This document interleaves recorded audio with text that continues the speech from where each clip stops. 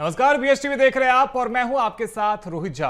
उत्तर प्रदेश में धर्मांतरण क्रिकेट के आरोप में गिरफ्तार छांगुर बाबा को लेकर अब मध्य प्रदेश में कड़ी प्रतिक्रिया सामने आने लगी है। एक बार फिर बाबाओं को लेकर सवाल उठने लगे हैं। प्रदेश में भी बाबा रे बाबा पर चर्चा शुरू हो गई है। देखिए इसी पर हमारी एक खास रिपोर्ट, फिर करेंगे चर्चा की शुरुआत। इंदौर के महू से भाजपा विधायक उषा ठाकुर ने उत्तर प्रदेश में धर्मांतरण रैकेट के आरोप में गिरफ्तार छांगुर बाबा पर कड़ी प्रतिक्रिया दी है। उन्होंने कहा कि ऐसे आरोपी के हाथ पैर काट देने चाहिए, इनके प्रजनांग भी काट देना चाहिए, इतनी सख्त सजा दी जानी चाहिए कि कोई फिर ऐसा दुस्साहस न कर सके। उन्होंने कहा कि जब तक इतनी सख्ती नहीं की जाएगी तब तक ऐसे अपराध बंद नहीं होंगे। ऐसे नरपिशाच बेटियों की जिंदगी को बर्बाद कर रहे हैं, ये भारतीय संविधान को ताक पर रखते हैं। झांगुर बाबा पकड़ में आ गया। ऐसे झांगुर बाबा आपको हर वार्ड हर विधानसभा में मिलेंगे। उन सब के खिलाफ नागरिकों को जागरूक रहते हुए कठोरतम कार्यवाही करानी चाहिए और ऐसे नरपिशाच जो बेटियों के जीवन को बर्बाद कर रहे हैं, मैं बार बार कहना चाहती हूँ कि ये भारतीय संविधान को ताक में रखते हैं। और मैं फिर जिक्र करूँगी कि भोपाल में जो पकड़ाया था उसने कहा कि मैं बड़े सबाब का काम कर रहा हूँ शरीयत के मुताबिक। तो भाई तू शरीयत ही मानता है ना, तो इंदौर भारत के संविधान को मानता ही नहीं है, तो ऐसे दुष्टों को दंड भी शरीयत के मुताबिक मिलना चाहिए। इनके हाथ पैर काटे जाएं, इनके प्रजनांग काटे जाएं और इनको ऐसा कठोर दंड मिले कि एक को दंड मिले तो पूरी हर अपराधी सोचे कि मेरे को दोबारा इस प्रकार के काम में शामिल नहीं होना है। धर्मांतरण के आरोप में उत्तर प्रदेश के एटीएस ने 5 जुलाई को छांगुर बाबा, उनकी सहयोगी नीतू उर्फ नसीरीन समेत 2 अन्य को गिरफ्तार किया। उत्तर प्रदेश अवैध धर्मांतरण प्रतिषेध अधिनियम 2021 के तहत केस दर्ज किया गया। यह गिरोह संगठित रूप से कार्य करता था। हिंदू गैर मुस्लिम समुदाय के लोगों को लालच और झूठे विवाह के वादे कर धर्मांतरण के लिए उकसाता था। छांगुर बाबा ने आस्था और आध्यात्मिक उपचार के नाम पर काफी संपत्ति अर्जित की। विधवाओं, मजदूरों और गरीबों को निशाना बनाया। उषा ठाकुर ने लोगों से सतर्क रहने और ऐसे धोखेबाज लोगों के बहकावे में न आने की अपील की है, जो आस्था के नाम पर जिंदगियां बर्बाद कर रहे हैं। विधायक उषा ठाकुर ने यह भी कहा कि यूपी में एक छांगुर बाबा को पकड़ा गया है। हर वार्ड और विधानसभा क्षेत्र में ऐसे लोग मिलेंगे। नागरिकों को सतर्क रहना चाहिए और ऐसे व्यक्तियों के खिलाफ सख्त कार्रवाई की जानी चाहिए। उन्होंने भोपाल में हुई लव जिहाद की घटना का जिक्र करते हुए कहा कि ये भारतीय संविधान नहीं शरीयत को मानते हैं। ये लोग भारत के संविधान को नहीं मानते, ये कहते हैं कि वे शरीयत को मानते हैं, तो फिर सजा भी वैसी ही मिलनी चाहिए, इतनी कठोर कि वह एक उदाहरण बन जाए। तो सामाजिक पिछड़ेपन का और आर्थिक पिछड़ेपन का लाभ लेने के लिए ये लोग इस प्रकार के कार्य करते हैं। छांगुर बाबा जो है वो ईसाईकरण में लगा हुआ है रात दिन उत्तर प्रदेश में, यह अभी खुलासा हुआ है। लेकिन ईसाई और मुसलमान ये भारत के मूल धर्म ही नहीं हैं, ये संप्रदाय हैं। और आक्रमण काल में जब यहाँ पर पराधीन हो गए और पराधीनता के कालखंड में ऐसी मिशनरियाँ अपना मत बढ़ाने के लिए, अपने अनुयायी बढ़ाने के लिए ये षड्यंत्र करते रहे। तो जो बाहर से पैसा आ रहा है वो उनके धर्म प्रसार के लिए नहीं आ रहा है, वो मतांतरण करने के लिए आ रहा है। और इसकी व्यापक जांच हो गई है। धर्मांतरण बिल्कुल रुकना चाहिए और हम इसके सख्त खिलाफ हैं। प्रदेश में धर्मांतरण के मामले सामने आ रहे हैं। धर्म और प्रोफेशन की आड़ समेत कई तरीकों से लव जिहाद किया जा रहा है। लव जिहादी गैंग की सक्रियता ने जांच एजेंसियों के भी होश उड़ा दिए हैं। अब ऐसे में सियासत भी खूब हो रही है। सरकारें तो अपना काम कर रही है, लेकिन ऐसे में सामाजिक जागरूकता की भी खूब जरूरत है। Bureau report, BSTV. तो इसी विषय पर करेंगे चर्चा। हमारे साथ में बेहद ही खास मेहमान जुड़ गए। हमारे साथ में बीजेपी से प्रियंका दुबे जुड़ गई हैं। साथ ही हमारे साथ में डॉक्टर अवधेश पुरी महाराज पीठाधीश्वर हैं स्वास्तिक पीठ उज्जैन के, वो भी हमारे साथ भी जुड़ गए हैं। स्वागत है महाराज जी आपका भी। और साथ ही चर्चा में हमारे साथ में हमारे सहयोगी रंजन भगत भी जुड़ रहेंगे। महाराज जी, सबसे पहले आप ही के पास में आते हैं। छांगुर बाबा के बारे में आपको भी मालूम पड़ चुका होगा, कई युवतियों का धर्मांतरण किया गया। आरोप है कि 1500 से ज्यादा ऐसे लड़कों को इसने अपने साथ में रखा हुआ है जो अलग अलग हिंदू युवतियों का धर्मांतरण करवाता था। लेकिन सवाल अब यह है कि आखिर ऐसे लोगों का इलाज क्या है? जो विधायक उषा ठाकुर कह रही है, क्या एकमात्र अब यही इलाज बचा है? जी, मेरा मानना यह है कि इस प्रकार के लोग जहां भी सक्रिय नजर आते हैं, ये समाज की जिम्मेवारी है, उनके अड़ोस पड़ोस के लोगों की जिम्मेवारी है कि तुरंत जहां भी कोई संदिग्ध मामला ऐसा नजर आए तो तुरंत उसका विरोध करें, क्योंकि जब तक समाज में जागरूकता नहीं आएगी तब तक इन चीजों पर अंकुश लगाया जाना बहुत मुश्किल है। सरकार की हम बात करते हैं तो सरकार कानून बना सकती है, ठीक है, सरकार कानून बनाए और कानून बना रही है, लेकिन कानून को फॉलो करना भी एक बहुत कठिन प्रक्रिया होती है।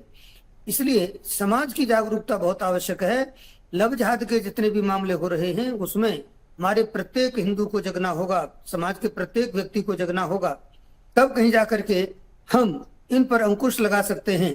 हमारी जो बहन बेटियां हैं उनको भी हमको समझाना चाहिए कि किसी के झांसे में न आए, क्योंकि झांसे में आकर के तो ये सब बातें आगे बढ़ती हैं। और दूसरी बात यह है कि हमारे जितने भी अन्य भी जो संगठन हैं जो कि हिंदुत्व के लिए काम करते हैं, उनको भी चाहिए कि वो भी अब अपनी भूमिका अदा करें, समाज में जागरूकता लाने का काम करें, समाज को किसी भी प्रकार से जागरूक करें, क्योंकि अगर ऐसा ही चलता रहा तो ये तो बहुत विनाशकारी साबित होगा हिंदू धर्म के लिए। क्योंकि लव जिहाद से बात शुरू होती है और धर्मांतरण पर जाकर के बात रुकती है। हम मानते हैं कि पहले धर्मांतरण हुए थे, पहले लोगों ने धर्म के नाम पर इतने अत्याचार किए थे, लेकिन जब समाज इतना जागरूक हो चुका हो, जब शिक्षित हो चुका हो, जब एक दूसरे की बात को आजकल लोग समझते हैं सब बातें, लेकिन आजकल फिर इस प्रकार की बातें फिर नहीं होनी चाहिए। अगर हो रही हैं तो वो गलत है, मैं इनकी निंदा करता हूँ, विरोध करता हूँ। इस तरह की चीजें नहीं होनी चाहिए। हमारे साथ में बीजेपी से प्रियंका दुबे जी भी जुड़ी हुई हैं। प्रियंका जी, देखिए, लोगों को जागरूक किया भी जा रहा है और लगातार इस प्रकार के मामले सारे न केवल उत्तर प्रदेश से बल्कि देश भर से इस प्रकार के मामले लगातार सामने आ रहे हैं। लेकिन सवाल अब यह है कि आखिर इन लोगों को रोका कैसे जाए, आखिर वो क्या प्रयास हैं जिससे कि धर्मांतरण के मामले को रोका जा सकता है। जो बीजेपी विधायक कह रही उषा ठाकुर, उनके बयान से कितनी सहमत है आप? देखिए, अगर संविधान का संवैधानिक देश है तो पंथ के अनुसार निरपेक्ष देश है, तो सभी को अपनी धार्मिक मान्यता का मानने का पूरा स्वीकार करने का। जिहादी तौर पे कोई मानसिकता को पोषित किया जा रहा है, तो अगर हम देखते हैं कि कुरान की कुछ आयतों को लेके सन 1985 से विवाद चल रहा है। बार बार इस चीज को लेकर के डिबेट्स भी अरेंज की गई है, या अगर हम कैसे petitions high court supreme courts में लगाई गई है। चूंकि वो एक धार्मिक किताब को लेकर के विवाद है, इसलिए उसको पूरी तरीके से तो खत्म नहीं किया जाता। परंतु नाउ भी अगर हम बात करें, हाई कोर्ट में वसीम रिजवी जी ने भी, जो पुराने वक्फ बोर्ड के अध्यक्ष भी रहे हैं, उन्होंने खुद ने पिटीशन लगाई थी कि 26 आयतें ऐसी हैं जो कि इस प्रकार की मानसिकता को पोषण देती है, जो कि एक तरीके से कहा जाए कि कट्टरपंथ या कट्टरवाद को पोषित करते। तो उसी जैसी चीजों को लेकर के झांगुर जैसे जो अल्पज्ञानी लोग हैं वो इन सब चीजों को प्रेषित करने में शुरू कर देते हैं। और अशिक्षा या लालच जिसके कारण इस प्रकार के लोग, अगर इंदौर की हम बात करते हैं तो अनवर टिकैत जैसे लोग भी हैं जिनको राजनीतिक संरक्षण प्राप्त है। आरिफ मसूद जैसे लोग हैं जो बैंगलोर के अधिवेशन में कहते हैं कि शरीयत को हम लोग को प्रमोट करना चाहिए। और जो वोट की राजनीति करने वाले लोग हैं वो भी इस प्रकार के लोगों को संरक्षण देने में और तुष्टिकरण की राजनीति करने में लग करके इस प्रकार लोगों को बढ़ावा दे रहे हैं। अन्यथा आप देखिए, अगर सख्ती से कानून बना हुआ है, धर्म स्वतंत्रता अध्यादेश मध्य प्रदेश में लागू है और मामले भी कायम हो रहे हैं और युवतियां आकर के प्रखर होकर के आज बोल भी पा रही हैं, परंतु विषय जब आता है, जब इन जैसों के ऊपर कार्रवाई करने की आती है, तो ये लोग जो है कहीं राजनीतिक संरक्षण लेना शुरू कर देते हैं या फिर उन्माद फैलाने वाले भाषण देकर के ऐसे लोगों को और ज्यादा प्रेरित करते हैं, जिससे कि एक माहौल जो है अवसाद का या कह सकते हैं कि हिंसा का बन जाता है। तो कोशिश है इसमें जन जागरण बहुत आवश्यक है। इसमें बेटियों के लिए भी मैं अगर ये बात बहुत अच्छे से कहूंगी, अभी हमारे यहाँ सांसद जी ने कहा था कि ट्रेनर्स जो हैं, जिम ट्रेनर्स जो है महिला होनी चाहिए, महिला के लिए ये प्रैक्टिस हर जगह होती है। अगर आप देखिए तो महिला थानों में देखो तो महिलाएं नियुक्त की जाती हैं ताकि बेटियां अपनी बात आसानी से रख सके, सरलता से रखें। अगर गायनिक के पास हॉस्पिटल्स में आप लोग जाते हो तो वहां ये कोशिश की जाती है कि महिला के साथ महिला डॉक्टर अवेलेबल हो, परंतु तुष्टीकरण की राजनीति जब जहाँ पे आती है तो वहां सख्ती कर पाना थोड़ा सा कठिन हो जाता है, क्योंकि वहां पे उन्मादी वातावरण बनाने में भी पाती लोग पीछे नहीं हटते हैं। परंतु इन जैसे लोगों के ऊपर सख्त से सख्त कानून होना चाहिए। एक बहन होने के नाते मैं इस चीज की पूरी तरीके से समर्थन करती हूँ। हमारे साथ में भोपाल से रंजन भी जुड़े हुए हैं। रंजन, देखिए, राजधानी भोपाल में भी ऐसा ही एक मामला सामने आया था लव जिहाद का, जो पूरे देश में चर्चा का विषय बन गया था। किस प्रकार से हिंदू युवतियां हैं उनके साथ में रेप भी किया गया था, बाकायदा उसके वीडियोस भी बनाए गए थे और उसी वीडियोस के आधार पर ब्लैकमेल भी किया गया था। तो ये मामला केवल उत्तर प्रदेश या फिर झांगुर बाबा से रिलेटेड नहीं है। देश भर में लगातार इस प्रकार के मामले सामने आ रहे हैं और राजधानी भोपाल में भी इस तरह के मामले सामने आ चुके हैं, जिसे बाकायदा आप कवर भी कर चुके हैं। जी बिल्कुल रोहित, देखिए तो लव जिहाद का जो मामला है वो लगातार जो है वो बढ़ रहा है और यही कारण है कि अब इस पर अंकुश लगाने की भी ज़रूरत है, क्योंकि कई सारे युवक जो है अपना नाम बदल करके हिंदू युवतियों के साथ सबसे पहले दोस्ती करते हैं, इसके अलावा शादी का झांसा भी देते हैं, उसके बाद उसके साथ दुष्कर्म करते हैं और बाद में ब्लैकमेल करने का भी काम करते हैं। यानी एक पूरा रैकेट जो है वो चल रहा है और इस रैकेट का जो है जिस तरीके से राजधानी भोपाल में हमने देखा कि कई सारे युवक जो है एक तरीके से हिंदू युवतियों को टारगेट करके जो है उनके साथ दोस्ती करते थे, उसके बाद तमाम सारी जो ब्लैकमेलिंग करने का काम करते थे और इस तरीके के मामले अब देश भर में बढ़ रहे हैं। और जिस तरीके से उत्तर प्रदेश का ये ताज़ा मामला सामने आया है जिसमें एक बाबा, जो कि बाबा हम जानते हैं सभी लोग जो है धार्मिक भावना से उनके पास जाते हैं, धर्म की भावना से उनके साथ जाते हैं, लेकिन धर्म को भ्रष्ट करने का काम जो है ऐसे बाबा कर रहे हैं। तो ऐसे बाबाओं पर जो है कानून के तहत सख्त से सख्त कार्रवाई जो है की जानी चाहिए और यही मांग जो है विधायक उषा ठाकुर ने भी रखा है, क्योंकि इस तरीके के मामले जो है लगातार बढ़ रहे हैं और इस पर अंकुश लगाने की सबसे पहले आवश्यकता है, क्योंकि ये जो गिरोह है इनका पर्दाफाश करना भी बहुत ज़रूरी है। क्योंकि ये मामले जो है हम देखें तो उत्तर प्रदेश, बिहार, मध्य प्रदेश, छत्तीसगढ़ समेत तमाम सारे ऐसे राज्य हैं जहां से हर दूसरे दिन जो है खबर आती है कि लव जिहाद मामले में जो है आरोपी गिरफ्तार हुआ है या फिर एक मामला जो है वो सामने आया है। ऐसे में कहीं ना कहीं अब जो है प्रशासन को भी मुस्तैदी के साथ काम करना पड़ेगा, एक वेरिफिकेशन जो होता है वो करानी चाहिए ताकि जितने भी लोग हैं जो इस तरीके का रैकेट चलाते हैं उनका पर्दाफाश हो सके और सख्त से सख्त कार्रवाई जो है उनके ऊपर की जा सके। बिल्कुल, बहुत शुक्रिया रंजन आपका हमारे साथ में जुड़ने के लिए। और महाराज जी वापस आपका रुख करते हैं। देखिए, ये जो रैकेट था छांगुर बाबा का, ये ना केवल उत्तर प्रदेश में बल्कि कई राज्यों में ये फैला हुआ था। और आखिर वजह क्या है कि ज्यादातर हिंदू युवतियों को ही टारगेट किया जाता है? क्या हिंदू एक सॉफ्ट टारगेट है जिसकी वजह से धर्मांतरण करने में इनको आसानी होता है और सबसे ज्यादा हिंदू युवतियों को ही धर्मांतरण के चंगुल में फंसाया जाता है? बिल्कुल ठीक कहा आपने कि हिंदू जो है भावुक तो होता ही है, बहुत इमोशनल होता है अपने आप में, लेकिन वो अपने धर्म तक भावुक रहे वहां तक तो ठीक है। अब उस भावुक हृदय का दुरुपयोग ये लोग कर लेते हैं और इसमें सबसे जो मेन बात है वो जो भी आपके पूर्व ये अभी जो पत्रकार बोल रहे थे वही है कि वो ऐसे लोगों को देखते हैं जो कि किसी न किसी रूप से अभावग्रस्त हैं, परेशान हैं, पीड़ित हैं और उन लोगों को एक सेवा का कोई लालच दे करके किसी भी प्रकार का वो टारगेट करते हैं। तो उनका टारगेट जब ऐसे लोग हैं तो स्वाभाविक है वो धीरे से टारगेट बन भी जाते हैं। विशेष करके हमारी जो युवतियां हैं वो इनके झांसे में आ जाती हैं, क्योंकि वो अपना नाम बदल लेते हैं, अपनी पहचान छिपा लेते हैं और बनावटी व्यवहार करके उनको फंसाते हैं। तो मैं तो बार बार आपसे यही बात कहूंगा कि सरकार अपनी जगह काम कर रही है, सब अपनी जगह हैं, लेकिन जब तक जो व्यक्ति टारगेट हो रहे हैं वो नहीं जागरूक होंगे तब तक हमें समस्या का समाधान नहीं कर सकते।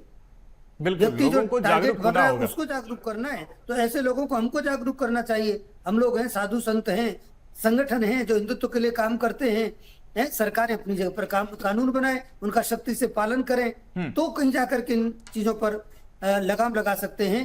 नहीं तो इनके मंसूबे बहुत आगे बढ़ चुके हैं। मुझे घोर आश्चर्य इस बात का होता है कि आए दिन इस प्रकार की घटनाएं घटित होती हैं, कार्यवाही भी होती हैं, लेकिन फिर भी ये लोग तनिक भी नहीं डरते और आगे बढ़ते ही चले जा रहे हैं, बढ़ते ही चले जा रहे हैं। आखिर एक दिन तो ऐसा आएगा कि पूरे समाज को इनके खिलाफ खड़ा होना पड़ेगा। बिल्कुल, हर किसी को इनके साथ में, इनके खिलाफ में खड़ा होना पड़ेगा, एक साथ एकजुट होना पड़ेगा। प्रियंका जी, देखिए, उत्तर प्रदेश हो या फिर मध्य प्रदेश हो, दोनों ही राज्यों में आपकी सरकार है। उत्तर प्रदेश में 2015 से ही इसका रैकेट चल रहा था, अब जाके खुलासे हुए हैं, गिरफ्तारी हुई है। और मध्य प्रदेश में भी देखिए, भोपाल का मैं जिक्र करना चाहूंगा, इंदौर का भी जिक्र करना चाहूंगा, यहां पे भी लव जिहाद के मामले सामने आए। लेकिन आखिर देरी क्यों हो जाती है? जब तक कई हिंदू युवतियां, सैकड़ों हिंदू युवतियां इनके चंगुल में आ चुकी होती हैं, टारगेट हो चुकी होती हैं, उसके बाद में हमें जानकारी सामने आती है, हमें जानकारी उसके बारे में मिलती है। आखिर क्या सरकार के पास में, प्रशासन के पास में इनपुट सही समय पे नहीं आ पाता कि ऐसे मामलों को रोका जा सके? रोहित जी, मैं दो बात ऐड ऑन करना चाहूंगी।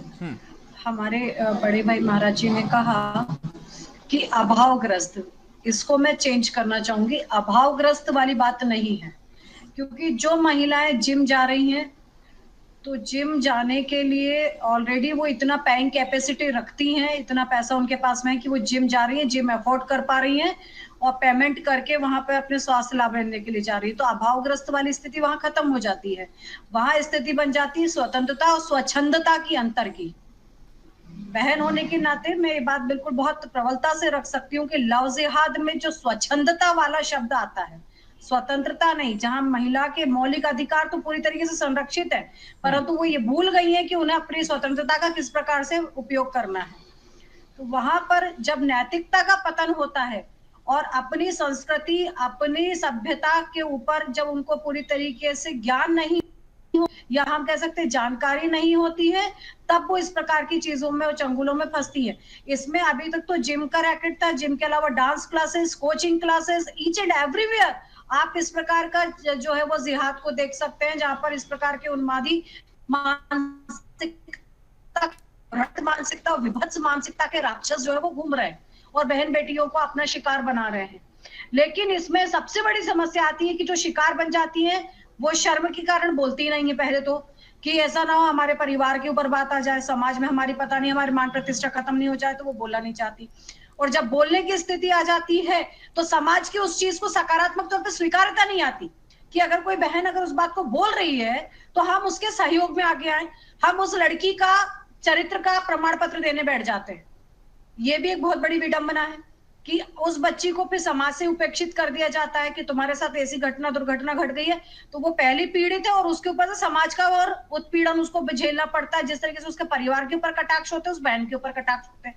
ये दूसरी विडंबना आती है। इस कारण समाज की स्वीकार्यता होना भी इस मामले में बहुत जरूरी है। प्रशासन की क्या भूमिका हो सकती है? जैसा कि मैंने आपसे पूछा भी था, क्या प्रशासन के पास में इनपुट्स नहीं आता क्या? या प्रशासन इंतजार करता है कि जब 100 लोग सामने आ जाएंगे, हिंदू युवतियां सामने आकर बोलेंगी, तभी उनको मालूम पड़ पाएगा आखिर कहां पे कमी है कि जब तक एक साथ में तमाम हिंदू युवतियां सामने नहीं आती? और देखिए, ये हिंदू युवतियां इसलिए भी सामने नहीं आती है क्योंकि ये डरी होती हैं। कई बार इनको छवि का भी खतरा होता है कि इनकी छवि धूमिल हो सकती है, ऐसे में ये डरती है। लेकिन कहीं ना कहीं सरकार में होने के नाते और प्रशासन में होने के नाते हमें एक ऐसा वातावरण बनाना पड़ेगा कि यदि एक भी हिंदू युवती के साथ में कुछ गलत होता है तो वो सामने आए और सरकार उस पर त्वरित एक्शन ले। बिल्कुल एक्शन लिया जाता है। आज तक आप बता दीजिए कि कौन सा मामला रजिस्टर्ड नहीं हुआ। लव जिहाद के ऊपर धर्म स्वतंत्र अध्यादेश और नियम बनाया है इसलिए किया कि इस प्रकार के मामलों के ऊपर अंकुश लगाया जा सके।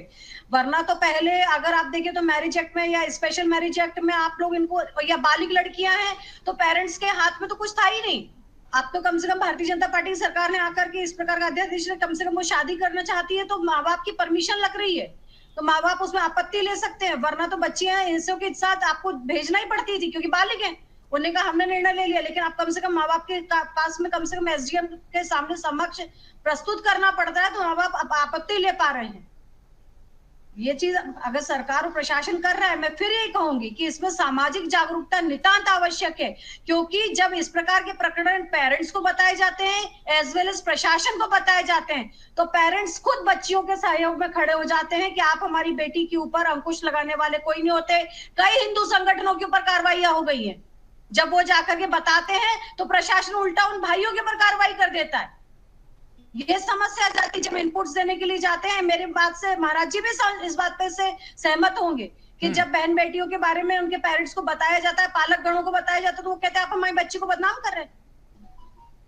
तो उस समय उस परिस्थिति में जन जागरण की या हम करें सामाजिक जागरूकता की बहुत आवश्यकता है। जो अगर तथाकथित कह ले रही हूं कि सेक्युलरिज्म का जो कीड़ा काटा होता है लोगों को, उसके कारण इस प्रकार की चीजों के ऊपर अंकुश लगाना बड़ा कठिन हो जाता है। वो तो जब बच्ची का उत्पीड़न शुरू होता है। लौटेंगे आपके पास में। महाराज जी देखिए, लगातार इस प्रकार के मामले सामने आ रहे हैं और कहीं ना कहीं देखिए ये जो मामले हैं इससे मुस्लिम समाज भी आहत है। और मुस्लिम समाज का यह कहना है कि ऐसे लोग बहुत गिने चुने हैं, ऐसे में पूरे समाज को उस नजरिए से नहीं देखा जाना चाहिए। लेकिन सवाल तो यह भी है कि क्या मुस्लिम समाज को भी ऐसे लोगों के खिलाफ में खुलकर नहीं बोलना चाहिए, विरोध नहीं करना चाहिए और साथ ही समाज से बहिष्कार नहीं कर देना चाहिए जो इस तरीके के जिहाद में संलिप्त हैं? बहुत अच्छी बात आपने कही। माना कि सभी लोग ऐसे नहीं हो सकते और हो भी नहीं सकते, बात बिल्कुल प्रैक्टिकल है। लेकिन ये प्रश्न बहुत बड़ा है कि अधिकांशतः लोग आप में से ही क्यों आते हैं, उन्हीं लोगों में से क्यों आते हैं। ये तो आप देख रहे हैं अभी तक जितने मामले सामने आए हैं 99% केस तो उन्हीं के होते हैं। तो जब आपका परसेंटेज इतना अधिक है तो आप अपने लोगों पर अंकुश क्यों नहीं लगाते? आप जैसा कि भी आपने कहा या आपने कभी उन लोगों का सामूहिक बहिष्कार क्यों नहीं किया? नहीं किया। आपने कोई ऐसी पहल नहीं की जिससे दूसरा एक समुदाय संतुष्ट हो सके। तो इन लोगों को, उनको तो ये काम करना ही चाहिए। अगर वो इतने पाक साफ होना चाहते हैं तो फिर उनको उन लोगों के खिलाफ अभियान चलाना चाहिए, उन लोगों के खिलाफ कार्यवाहियां करनी चाहिए, जिस स्तर पर कर सकते हैं करनी चाहिए। तो हम उनकी नियत में खोट नहीं कहेंगे। नहीं तो कहना कुछ अलग है, मानना कुछ अलग है, अंदर के भाव अलग हैं, बाहर के भाव अलग हैं। तो कहने का तात्पर्य है कि उनको भी, इनको बिल्कुल बहिष्कृत करना होगा।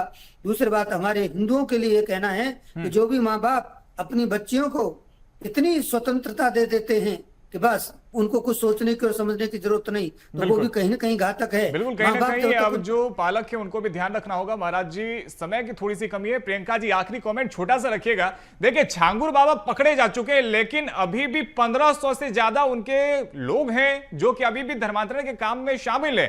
तो उनको कब पकड़ा जाएगा, और क्या ऐसे लोगों के खिलाफ में अब हमें ऐसी कार्रवाई करने की जरूरत है जैसा कि उषा ठाकुर कह रही हैं? हालांकि ये विवादित बयान हो सकता है, लेकिन जो वो कह रही है कि ऐसे लोग, चूंकि संविधान में इनका विश्वास नहीं है, तो इनके खिलाफ भी एक्शन कठोर लिया जाना चाहिए। प्रियंका जी, छोटा जवाब रखिए।